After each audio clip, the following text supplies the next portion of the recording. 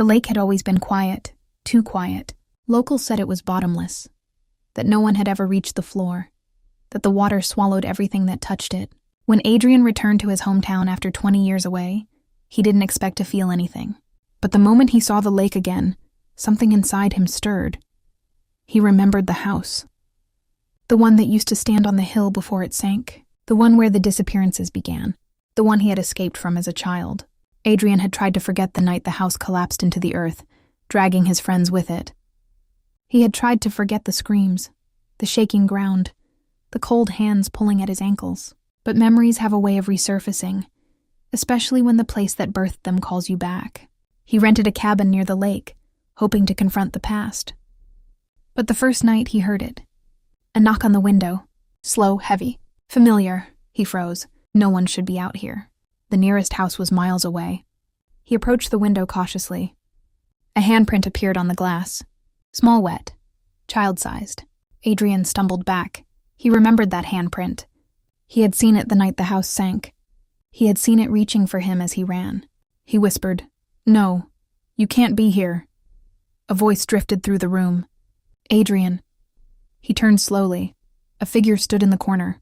Small, dripping water, eyes hollow, it whispered, "You left us." Adrian ran out of the cabin, heart pounding, breath shaking. He didn't stop until he reached the lake. The moon reflected on the water like a silver blade. The surface was still, too still.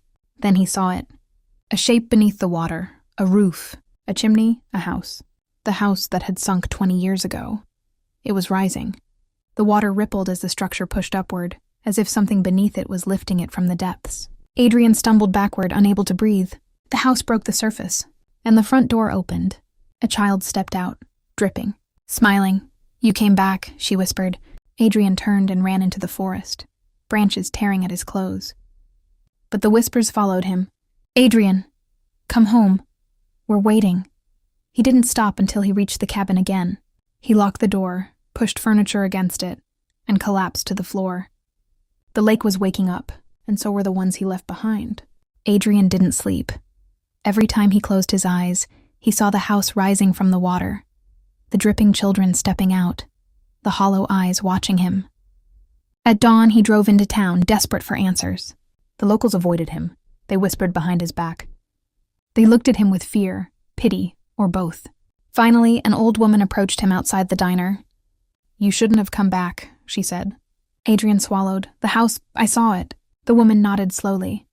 "It rises when it wants something." Adrian whispered, "What does it want?" She looked at him with trembling eyes. "You." She told him the truth he had never known.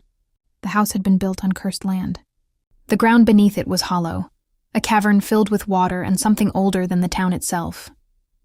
The children who disappeared hadn't drowned. They had been taken.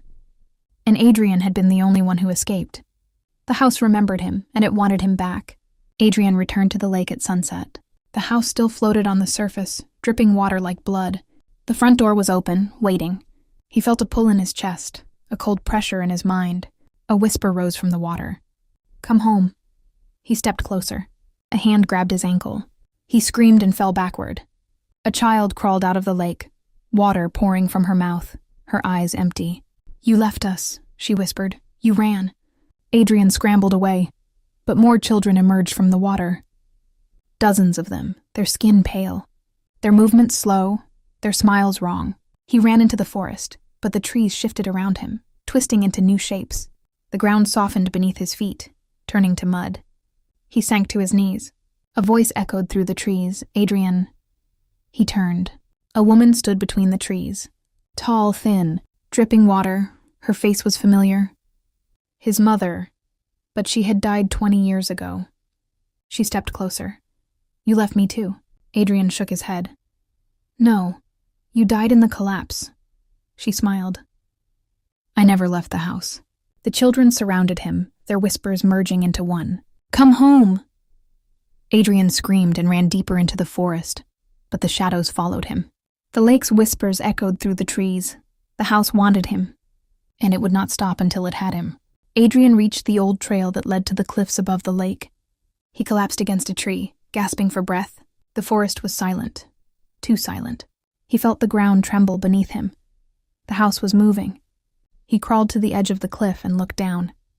The house was no longer floating, it was walking. Long, twisted legs of water and shadow extended from beneath it, pulling it across the lake toward the shore. Adrian whispered, "No, no, this can't be real." The house reached the land. The front door opened. His mother stepped out, followed by the children, followed by something else. A tall, twisted figure with limbs too long and skin stretched thin. Its face was a shifting blur of the faces Adrian had known.